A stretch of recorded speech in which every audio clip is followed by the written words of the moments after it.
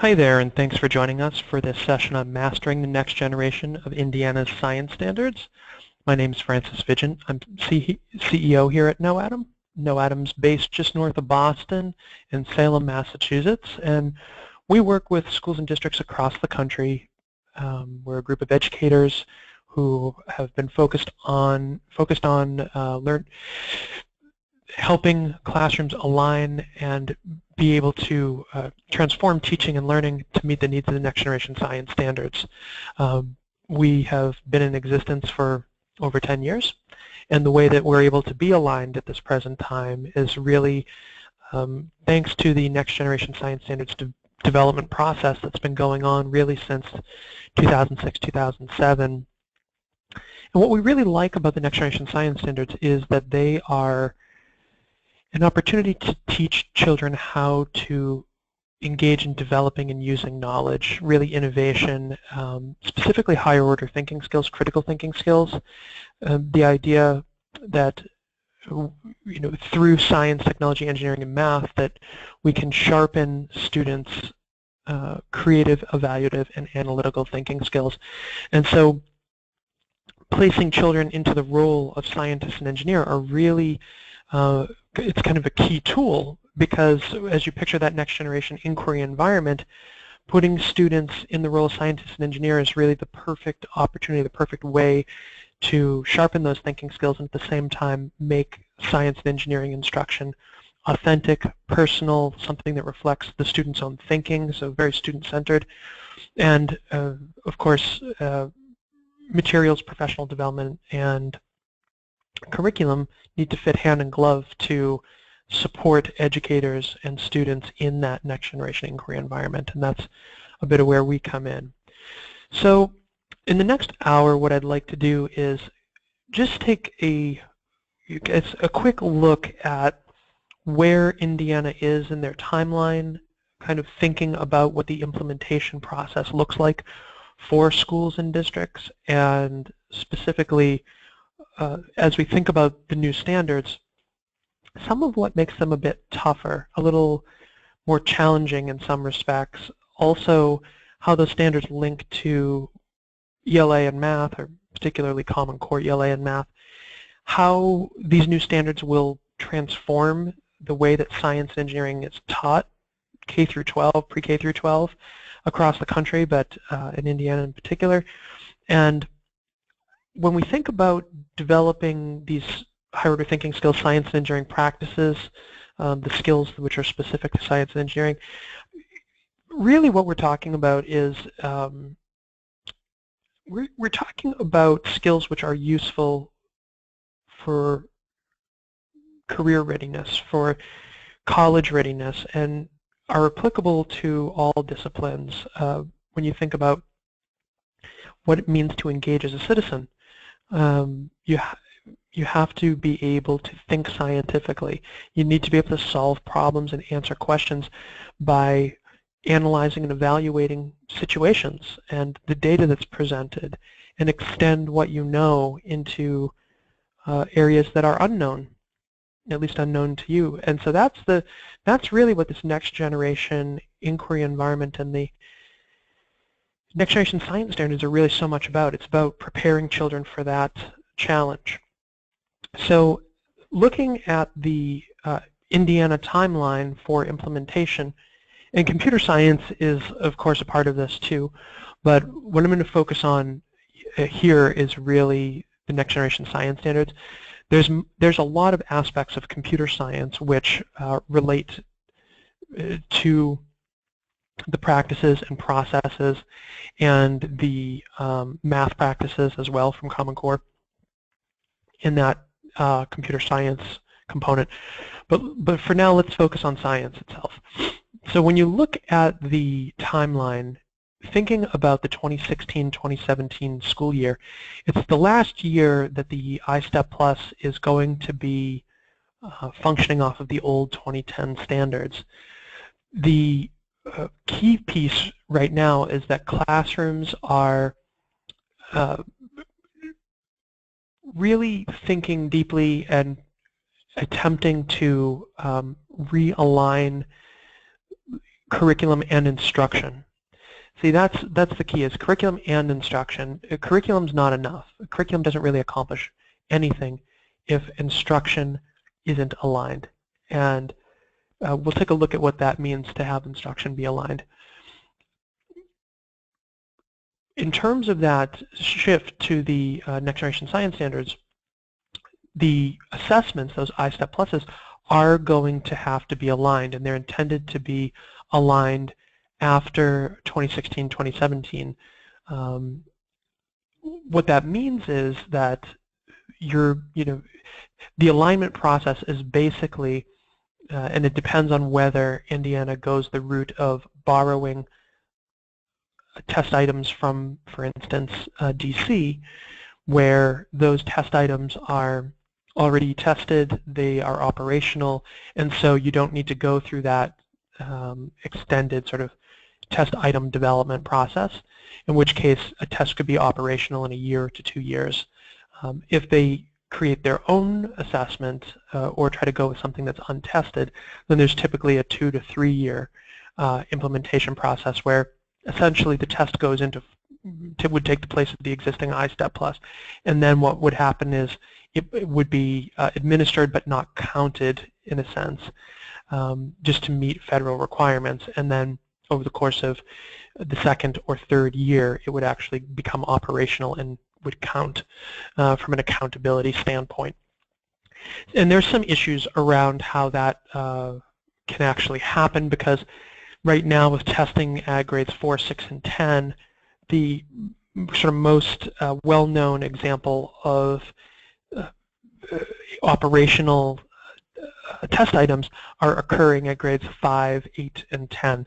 And there are cases, for instance, Illinois, which shifted their test years to 5, 8, and 10 so that they could use those, basically borrow those test items. But at this point, who knows exactly what Indiana will ultimately do. But those are some of the different paths that things may happen, ways that they may happen. 2017, 2018, 2018, 2019, thinking about full implementation by that point. But if you don't get a start on it in 2016, 17, you're basically giving up a year of opportunity to get experience, become informed, and really, essentially get a bit of a lead before the new testing is in place so that you can really put your best foot forward.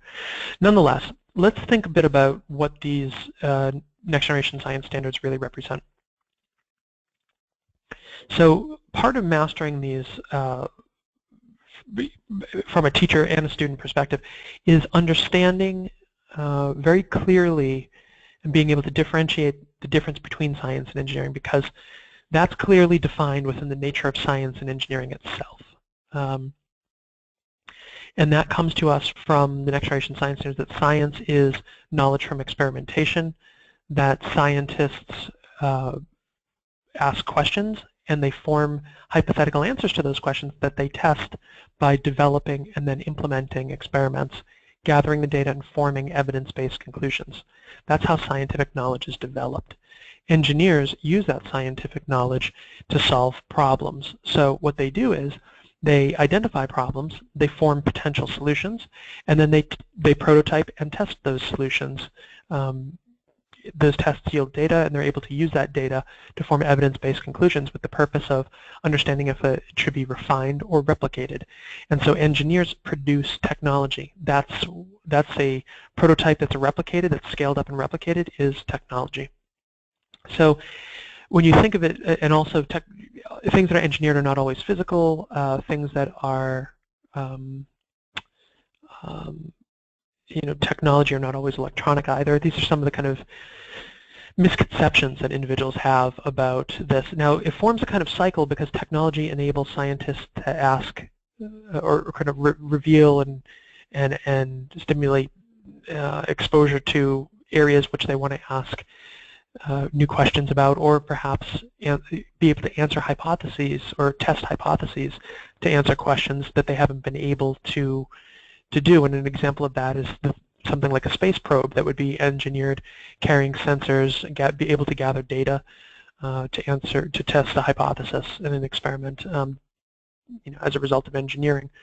On the engineering side, as scientists, excuse me, as scientists discover new knowledge, engineers are able to use that to solve problems in different ways, and sometimes better ways. So, for instance, scientists who discovered polymers and the properties of plastic enabled engineers to solve the problem of glass bottles that break by creating plastic bottles. Without the knowledge of plastic, the potential to solve the issue of these durable, water bottles would be non-existent because the materials knowledge didn't exist. So that's kind of an example. The idea that math is in the center of it all is just, frankly, math is a tool for communication, quantifying, analyzing, and evaluating observations, and using that, being able to use the result of that analysis to support a claim, so having specific data points, and also making our work something that can be verified and replicated. The idea that we have procedures, procedures require precision, and that's something which math gives us. Within a traditional model, it's important to think about that a traditional model does not, it's not relevant to the next generation science standards. A traditional model is a kind of lecture type model or a literacy approach to science type model that we often see, where content flows through a teacher or a textbook or a video or something. And it's modeling facts, it's demonstrating phenomenon, explaining what, and students' job there is to basically absorb it all and be able to demonstrate their proficiency by recalling what they've seen modeled or demonstrated or explained. And so it's this recall, repeat, summarize game. And a lot of the sort of traditional assessments, especially multiple choice items, focus on that identification, remembering, basic understanding, and occasionally applying something that's been learned to, within a particular image or diagram. So as you think about the inquiry models of instruction, what's happening here, as well as assessment, what's happening is that the relationship between the content and the teacher and the student changes. And the next generation science standards are three-dimensional. And the important thing to realize here is that those three dimensions serve a specific and unique purpose, which is connected to each of the other performance expectations, and frankly form the context for demonstrating the expectation. So in a next generation model, the teacher is not between the student and the content. Instead, the student is developing skills and using those skills to develop and use the content, and by doing so, observing and connecting that content phenomenon with the content with its phenomenon. And so, for instance, does the content of phases of water in our atmosphere can be described as a water cycle, and so the cyclical nature of water's movement through our atmosphere in different states, that is a kind of phenomenon, kind of a cross-cutting concept. And then there are other related things: inputs, outputs, cause and effect, and such. So when students have these science and engineering practice skills, they can use them in this way. So that the teacher's role is as a coach, and to strengthen the connection between the content and the student, not get between it. So they are adjusting supports, they're helping students understand how to engage appropriately, redirecting and monitoring. And on the student side, what's happening here is that they are not demonstrating proficiency by just remembering, understanding, and applying. What they're doing is they're developing and using the content. They're able to develop and use content as a result of the skills they've developed. They're also able to pursue a problem or answer a question scientifically, or the way an engineer would. And again, that's a practices dimension. developing and using the content is a disciplinary core idea dimension. And then in the third dimension, the cross-cutting concepts, they're able to use that system behavior to not only understand the relationship between the content, but also describe its dynamic interaction. So it's very different than just remembering. The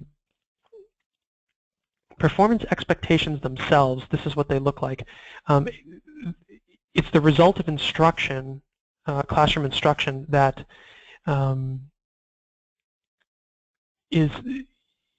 produces the evidence, in a sense, that students are proficient. So if a student's proficient, they're able to demonstrate their understanding, and in this case, developing a model to describe the movement of matter among plants, animals, decomposers, and the environment. You have to realize, though, that the standard is a performance expectation.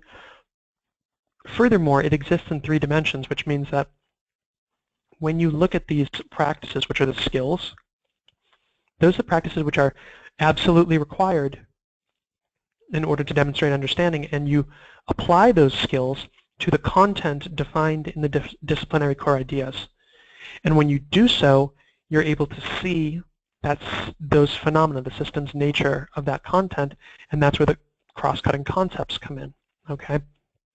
So understanding and using these 3 dimensions to sort of define the scope and the content of what a classroom experience contains, where students are engaging in the practices.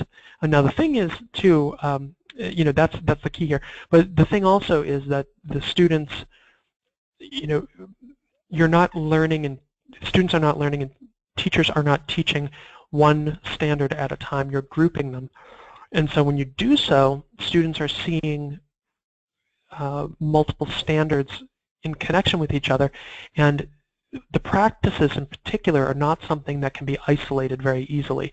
So you're going to be seeing more than just these practices, and in fact more than just these disciplinary core ideas and cross-cutting concepts coming into connection with one another. But nonetheless, in a most basic sense, this is, you know, this is the minimum definition of a, you know, the scope of a classroom experience. The practices at a high level, there are 8. And what's important to realize here is that these are practices which students need to develop. They're skills that students need to develop. So a student needs to be adept at asking questions and defining problems. They need to be able to not only use a model but develop one, not only carry out an investigation but plan one, not only interpret data but analyze it, construct explanations and design solutions, argue from evidence, obtain, evaluate, and communicate information. So you can see, if you can't put a student into a novel context and they, you know, something that might be related in some way to what they know, but definitely not the result of direct instruction, then they really haven't mastered these practices. And that's how it's going to become evident in assessments too. So one of the things I was mentioning earlier is that the practices are connected to each other. So while there are certain practices that may be necessary in order to demonstrate the performance expectation, it's not necessarily the only practices involved. And what I mean by that is, so for instance here, it's hard to argue from evidence if you haven't obtained any. You can't obtain evidence unless you've carried out an investigation. You can't carry out an investigation unless you've planned it. And you can't plan an investigation unless you've asked a question and developed a hypothesis, a model for answering that question. So, you know, and I can loop the other ones in here too. So you can see how they're all interdependent, is my point. These practices are applicable K through 12. What changes as you go from one grade level to the next is basically the complexity with which the practices are reflected. And when you think about it that way, essentially a second grader, you know, the plan of a second grader is very different than the type of investigation that a 5th grader or a 12th grader or an 8th grader constructs. So Same thing, the complexity of the argument from the evidence, the complexity of the evidence, the number of variables. These sort of things are what's changing, and students, regardless, can still be in the role of scientist or engineer. And there's a kind of framework that we often use for this, which I can show you. These couple of second graders.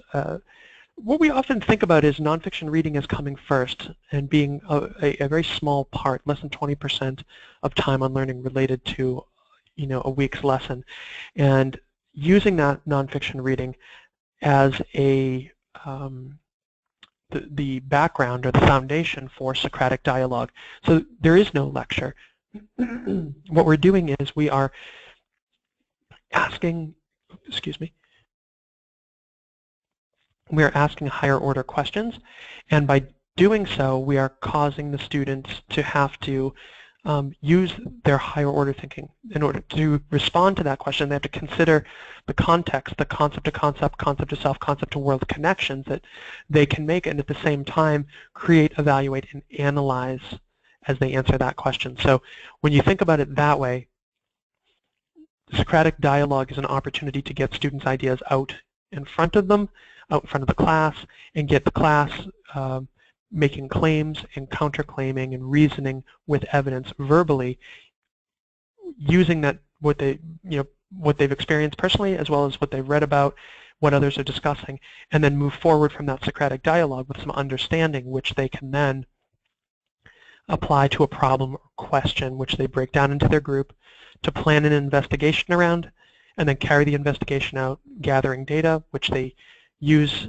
and analyze to form an evidence-based conclusion. So that's where that class sort of ends in a share and debrief, and a thoughtfully articulated curriculum means that you're able to connect that to the very next lesson. So that's the idea of scaffolding concepts. Now, part of the thought here, though, also around these standards is that the next generation science standards are putting sort of students' thinking out in front of them. What you see here is a couple of 5th grade students. They're in the role of engineer.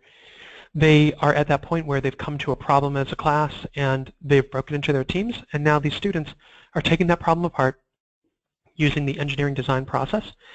They're applying the knowledge that they have, which is not complete, and they're extending it to try and solve this problem using their skills, the science and engineering practices. And so when you think about it like this, what these two students are engaging in is unique to them, unique to their team, and it's not the result of direct instruction. Nobody's been shown how to solve the problem exactly, or even relatively. And so they have to take the skills and they have to navigate logically from their idea of a potential solution to an evidence-based conclusion about their approach, whether or not it solves the problem. And that's where the engineering design process comes in. It's very engaging because it's their own idea. They're working together. They've never seen this before. They have the skills to do it. And so it's actually engrossing them in really the work of an engineer in this case. So what you see here is,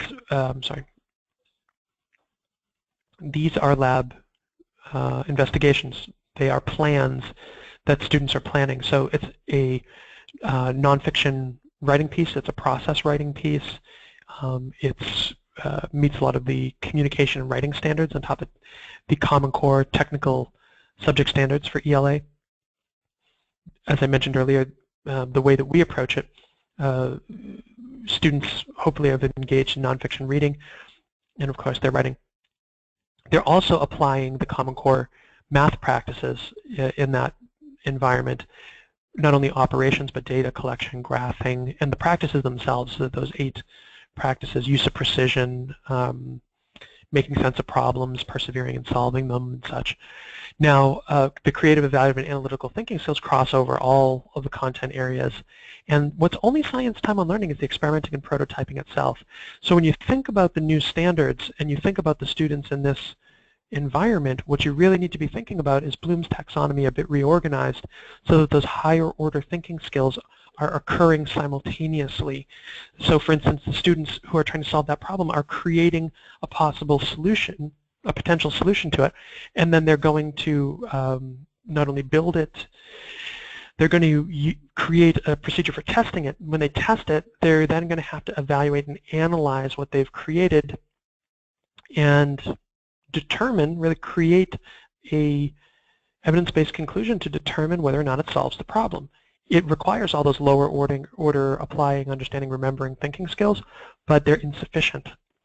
So so what you see here is really just that, it's that process. And it doesn't mean that it's an open-ended process, that you don't have checkpoints, you don't have any accountability. There should be a full release of responsibility at all grade levels, but you work up to that over the course of the first 10 weeks of the year. And then part of working up to that as well is releasing responsibility. So it's not like after 10 weeks you just say, okay, everybody, see ya in an hour. You are always having checkpoints. And so maybe every 10-15 minutes, you should expect student teams coming up to you because they have achieved sort of the next milestone in that engineering or scientific process. The difference between process and practices is key. There is a bit of a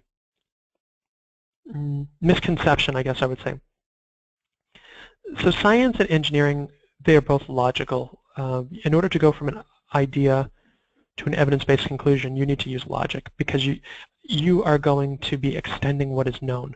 So you need to pursue that, not in a random way. And it's possible. I guess the thing is, if you think about it professionally, to engage in science or engineering as a professional, what is not really to engage randomly, but to engage thoughtfully, and thoughtful, equates to logic. So science and engineering are not linear, but the process itself is a single step in one direction. And then as a result of that step, there's a pivot based on the results of the first step in which you may turn left or right or keep going or end. So you can think about it as iterative. What you learn as the result of the scientific process informs whether, informs you about that hypothesis, may answer the question, excuse me, or may lead you to a new question or a new hypothesis. In the same case of engineering design process. You may have solved the problem, chances are you haven't. You may need to refine your approach, you may need to abandon your approach. You may not actually have identified the right problem. That's a whole other issue. So think about it that way. That's the role of process, is that logical framework. Now, to relate practices to process, practices are the tools to engage in the processes. So practices are, let's use a writing analogy. So teaching children how to write well. We teach children about word choice, voice, sentence structure. When we do that, we're equipping them with the tools to write well. However, in order to create a high-quality published work the way that a professional writer would, you need to engage in a writing process, the idea of brainstorming, pre-writing, drafting, editing, revising, and publishing. So you could write a New York Times bestseller the same way that people write emails with no writing process. However, by engaging in the writing process, you use logic to help go from that idea to a high-quality published work. And in the case of science and engineering, it's the same sort of thing. You have tools, and you can apply those tools with logic to create high-quality conclusions. That's the idea here. Now, as an example of what next generation assessments look like, and we had mentioned earlier the iStep Plus. Well, the iStep Plus is the iStep Plus is a computer-based assessment. You have those selected responses, constructed responses, and tech-enhanced items. Well, guess what? The kind of aligned NGSS tests really follow the same kind of electronic and test item format. As I mentioned earlier, what's been developed and deployed at a national level at this point in other states is looking at grades 5, 8, and 10. So what you're about to see is aimed there, not at grades 4, 6, and 8. And actually all of what I'll show you is grade 5. The testing in this case is addressing all the prior standards, grade level standards, so, or a subset thereof. So when you think of it that way, you may have grade-specific standard recommendations, even grade bands, whatever. It's important to realize that you can't just put 5th grade standards in grade 5 and 3rd grade standards in grade 3. What you need to do is you need to be introducing, mastering, and reinforcing. So you're mastering your grade level standards, but you're also introducing future standards from other grade levels and units, and also reinforcing past standards from different grade levels and units. The purpose of that is to avoid, from a curriculum perspective, and this is just a recommendation, which we have used and found very successful, especially in large urban environments. You have the transience of students, newcomers, students who are ill or on vacation. There's just so many things that can happen where a student doesn't get something the first time or at all. And that's what happens if you take this sort of, allocating standards to specific grade levels approach. You end up with a weak curriculum. Now, when you look at the assessments, you can see how these standards are being pulled together. They use scenarios. They engage students, the real-life students, in considering fictional students engaging in that scientific process, forming hypotheses and using procedures, developing procedures and using them to test ideas, gather data, and form conclusions. However, a student who would be tested, the real-life student, is expected to take their knowledge and their skills and to be able to evaluate and analyze the scenario and create their own claim about which of the fictional student's claims is correct, and to use the data by analyzing the data to support their claim and reason it in writing. So this is a constructed response item. On the next page you can see one of those tech-enhanced items, the drag and drop of organisms into a food web. The students are then asked to construct a response explaining the shortest path for energy to travel from plants to the fox in that food web. Multiple choice items, students are given a model and then they're asked to consider the model and select the 3 out of 6 correct answers. So that old traditional model of test prep and kind of like drilling questions and content to help students be able to eliminate wrong answers, kind of a thing, instead of really focusing on building a framework of understanding so that students can navigate their way using skills and their understanding to the correct answers. That old model doesn't work, and in fact mathematically has very little value here, because eliminating 1 or 2 doesn't really tilt the tables entirely the way it used to.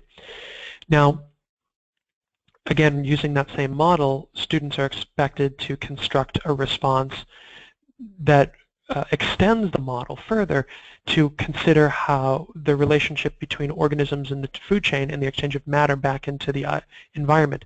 So, this could be associating the bacteria to, minnows who may die, or excrement, or there's a lot of different kind of angles that could be taken on this, where essentially you can involve a life cycle, another food chain, and then basically expand this to a kind of food web where matter is returned to the environment and then sort of assists the food chain in sort of perpetuating itself. So without laboring too much further on this, the other examples, again, all scenario-based, multiple choices, extending further the idea of matter, energy, and the environment with composting in this particular scenario, and further with a scenario where there are certain requirements of a solution to deal with little moles eating the roots of plants in a garden, and the decision tables of ways that this problem might be solved, but the student has to construct a response considering the scenario, using evidence from the decision table and their understanding of the criteria to best meet the needs of the teacher basically an evidence-based conclusion, make a claim, support it with evidence, and reason it in writing. So when you think about effective science instruction in Indiana, a lot of this, because of the next generation science standards, is kind of governed whether it's at the assessment level or the classroom level, the resource level, and whatnot. Basically, teaching and learning centers around effective instruction, and what you see on the bottom left is not effective instruction. What it is it's modeling, pre-teaching. It's that old traditional model where the teacher shows something, the students try to remember it, and then go do it. What you see on the right is what we were describing earlier, where the students have developed skills, they have some understanding of the content, they have a connection to it, they have a problem that they're trying to solve or a question they're trying to answer, and they apply their skills, their knowledge, and they actually pursue that problem to an evidence-based solution. So here's the National Research Council's definition of effective science instruction. Effective science instruction capitalizes on students' early interests and experiences, so it doesn't just happen in a test year. It actually happens as soon as students reach school, pre-K, kindergarten, first grade. It intentionally identifies and builds on what they know, so there's a intentional scaffolding September through June, but also from one grade level to the next, that's nurturing the students' understanding and curiosity. And furthermore, it's providing them with experiences to engage them in the practices. That's key. What you see on the right, those two students is the engineers. That's students engaged in an experience where they have to apply the skills, and the skills are the practices, right? The practices dimension of the 3 dimensions of the next generation science standards. So that sustains student interest because it's their idea. They're not having to remember somebody else's idea like you see on the left and just be a robot repeating it, but in fact they are their own person. And well-designed curriculum, well-articulated lessons are going to be very focused and scaffolding concepts one to the next in such a way that the students are going to see connection and relevance across the lessons throughout the year instead of it having to be sort of told and shown to them.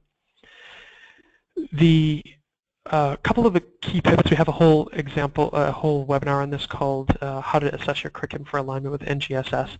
But one of the key pivots is bringing science and engineering together in close proximity, taking the ideas of one and sort of piggybacking within engineering, or vice versa in some way. So here's a 7th grade example. So in one lesson, learning about water cycle, landforms, weathering, water erosion, and specifically groundwater, aquifers, and things like this. And students in this, as a result of that reading and discussion and so on, can then break into their partners to answer the question, which earth materials are most permeable to groundwater? Structure an investigation, carry it out, gather the data, form a conclusion. In the next lesson, that knowledge is extended to pollution. What is pollution? Where does it come from? Where do we find it?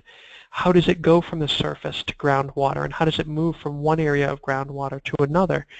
And with the idea of groundwater flow. So now what we're doing is we're using the concept of pollution to bridge from scientific concepts to engineering concepts, because in fact we can then engage students as engineers to design water filtration devices, low-cost water filtration devices for a fictional town that needs to remove non-point source pollution and sediments from stormwater runoff. And so they run with that, with a set of resources that they have available to consider how they might solve the problem, and then actually diagram, build and test, and gather the data to form an evidence-based conclusion.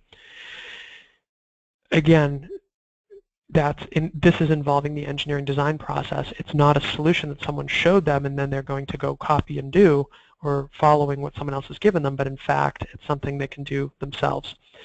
On the science side, again, the same thing. It's planned by them and unique to them and such. Now, those examples I just showed you, the students' lab notebooks, their investigations, those are summative informative assessments. they sum up where students at and the concepts and practices and all of that in the moment, but then because practices are repeated in many different scenarios and circumstances from one lesson to the next, if a student's weak, we can create focus correction areas and inform our instruction with what we see on those assessments. The other thing is, same thing with the content, thoughtful, well-scaffolded content is actually going to naturally scaffold such that weakness in a conceptual understanding can be strengthened in the very next lesson because it's so tightly connected. Now, other assessments, like concept assessments, you can see those in our examples if you check out KnowAtom.com/curriculum. What you'll see is students being asked to take what they've learned, generalize it, and then synthesize it, well, use it to analyze an unfamiliar context and then synthesize and extend their understanding to answer a series of questions related to this unfamiliar or certainly not pre-taught context. And that's how we tease out the three dimensions, the disciplinary core ideas, the cross-cutting concepts, and the science and engineering practices. I hope you've seen by now, just a couple of quick screenshots here, that ELA Common Core Technical Subject Standards are being applied. You know, the idea of following a multi-step procedure is not science. That's ELA. Constructing and planning that procedure, that is science, as well as all these others and more. On the math side, math Common Core practices, making sense of problems, persevering in solving them, reasoning abstractly, constructing viable arguments, all of these are a necessary part of that next generation inquiry environment. A key to keep in mind is that, you know, there are different readiness levels of resources, and really, or resources aimed at different readiness levels. And what you want to be looking for is mastery readiness so that students can walk into a context and really analyze it, evaluate it, form an evidence-based conclusion, and then support the claim with evidence and reason it in writing. What that looks like is, you know, that fictional scenario of a designer, like an architect, designing a commercial kitchen, and being able, you know, to help that designer work with the designer's criteria. So, for instance, a designer designing a commercial kitchen is going to have requirements around durability and so on. And they may have many different options for materials that they can use for floors or for countertops or such. And so if we were to present that criteria and the available materials properties to a student and they understand the challenge here, are they going to be able to take their knowledge and skills and form a opinion about, based on the data, about which material should be used for the countertop, for instance, because it best meets the criteria given its properties, and support that with evidence and reason it in writing. You see, resources below that, like performance-ready resources, those are like the traditional kits where students learn all about rocks and minerals and then have a culminating activity to take some minerals and follow a scratching test procedure to decide, record the hardness levels of the different rocks and maybe do a streak test to isolate, which colors each of these are, and maybe form some conclusions about what type of mineral each sample is. Okay, that's performance readiness. Knowledge readiness is what you get from textbooks. Purely learning about what scientists have discovered and engineers have developed to solve problems.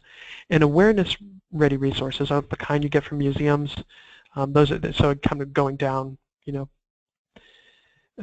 most rigorous to least rigorous. So you get from museums, public sort of awareness venues. Companies will create them to just explain how they use physics or something like this. So an awareness-ready resource is aimed at helping students understand what an engineer is. They can raise their hand and say, yeah, I'm an engineer, kind of a thing. That's what in awareness level resources, or engineers solve problems, may be a better descriptor there. When you think about art and the connection of art to science and engineering, art is engineered communication.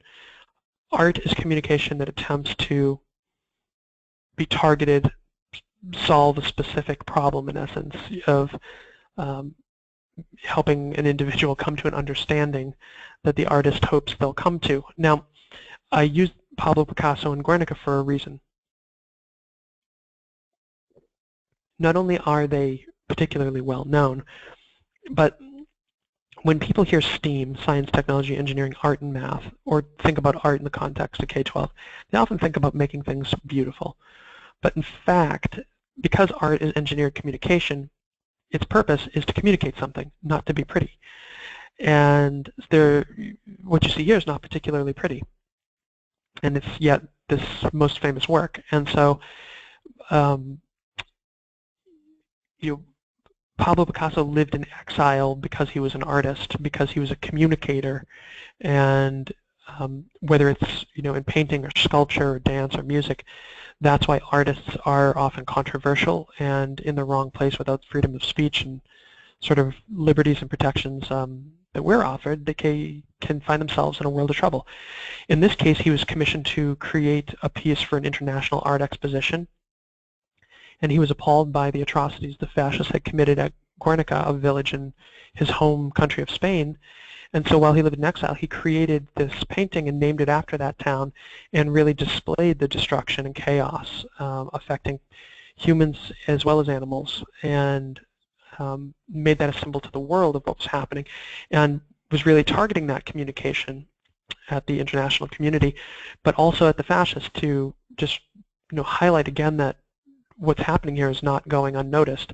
And just as evidence that this was Pablo Picasso's purpose, the fascists came back to him after, at least so it's told, and said, "What did you do?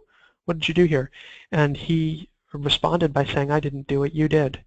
And so you can see that he was, created this piece to mirror to the world, making a statement and raising awareness about these atrocities.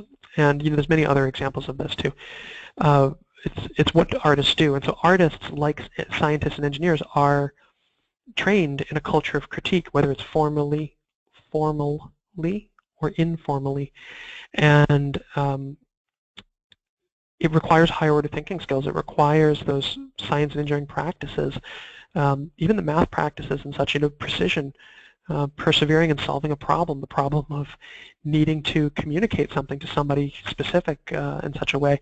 And by teaching children these next generation science standards, we're sharpening those higher order thinking skills, the practices, the critical thinking skills. And frankly, we're making them better communicators, better consumers of art, better producers of art. And likewise, if they choose to become, go to an art school, they have been trained in a culture of critique, which will be familiar to them when they do engage something like an art school, and focus on really refining their communication skills through a medium. And when you think about the opportunity in K through 12 art classes, the opportunity there is to train children to leverage those skills again within the context of art, to communicate and not make just color wheels and things like this. You have to be able to, I guess, mix paints to get colors and hold a brush, and understand how paint chips under certain conditions. But at the end of the day, that's not, that's maybe 3% of what's involved in being an artist. So nonetheless, the kind of, I guess, wrapping up here, key takeaways. Thinking about mastering the next generation science standards is going to take curriculum, professional development, and materials that are really well aligned to support that next generation inquiry environment. So they should fit hand in glove, and they should be nurturing, starting early, kindergarten, first grade, and nurturing that student all the way along the different grade levels and from September through June. Also, what you want to be thinking about is that STEM learning environment as a place where students are engaged as scientists and engineers, bringing their own ideas to life. Now, what that looks like in real classrooms today, even under assessments that are not aligned, you can see that by incorporating those practices and aligning, has a measurable impact. And I'll give you some examples here from Massachusetts where the state average is 50%, with distinction or advanced and proficient. And you can see here that a suburban district with 20% high needs, 7% low income goes from average to well above average by more than 20 some odd points. Okay. In other cases where you have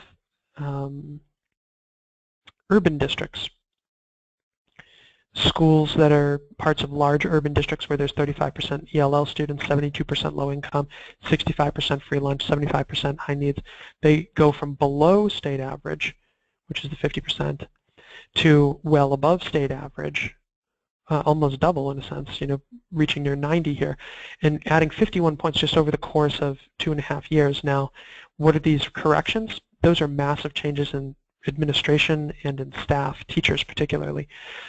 This churn is very high in urban districts, not necessarily the professional development opportunities in this district that other districts would have. Other pieces is when you have 50, 70% teacher turnover or administrative turnover, there's naturally a learning curve for those new educators, and so students don't fall all the way back to zero. They have knowledge and skills which they can apply and help themselves to kind of round out the new teacher's learning curve. But once that teacher jumps in and gets through that learning curve, everything picks up and moves on from where it was. So it's a very positive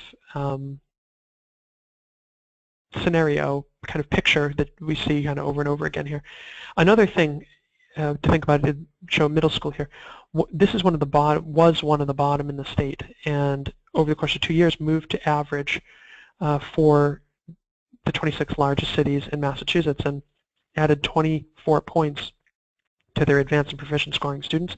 Furthermore, they cut their warning failing, the basic, below basic level students, in half just in 2 years. And what I wanted to show you about this school is that it's, again, not,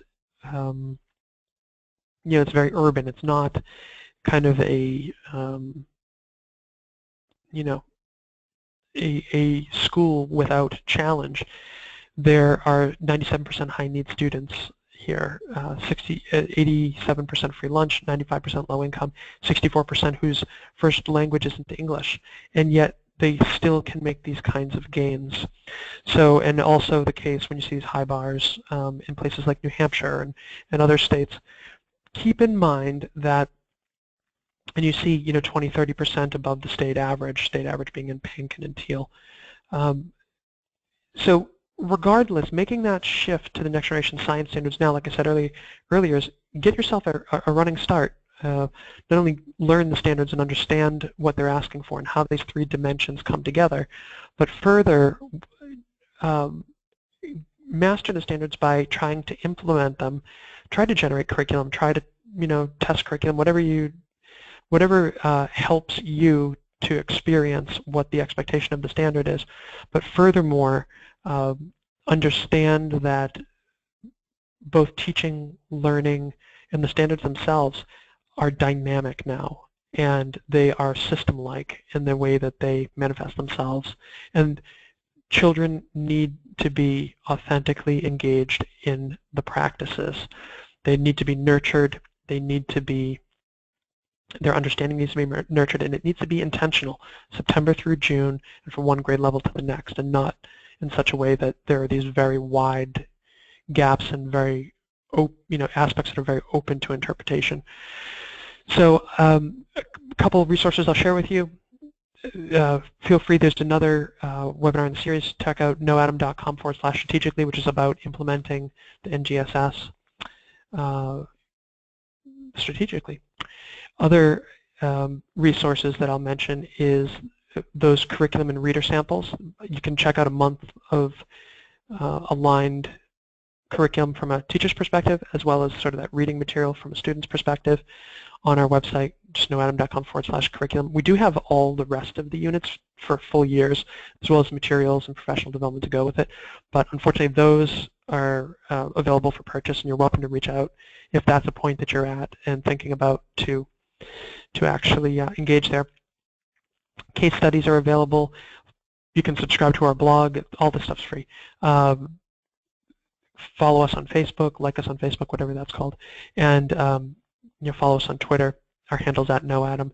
And there are a bunch of other free ebooks, live and on-demand webinars, discussions with innovators and educational leaders. If you go to knowatom.com/resources, or you purely go to knowatom.com, go to the top of the screen and click resources, and you'll be able to navigate your way. I wish you the best of luck as you implement the Next Generation Science Standards in Indiana. I hope if we can be of help, or if I can be of help, you'll reach out with questions and forward those along. I will get back to you myself. You can do that through Mary Ellen DeLacy. My name's Francis again. And also, if we can be of any help with your actual implementation, if you need aligned resources at the elementary, middle school level or such, that you'll consider taking a look at what we've created, what's been successful for so many thousands of students, and we'd love to talk with you and work with you. Have a great day. Bye-bye.